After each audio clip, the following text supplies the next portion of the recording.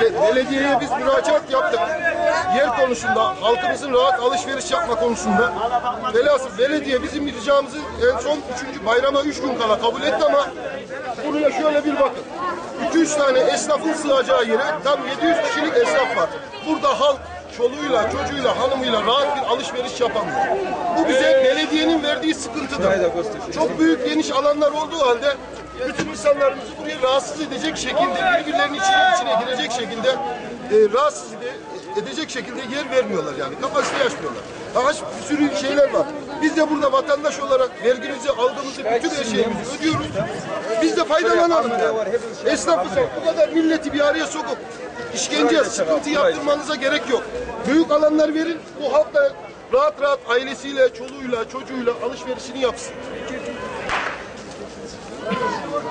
Eşe çocuk. Var ya yani.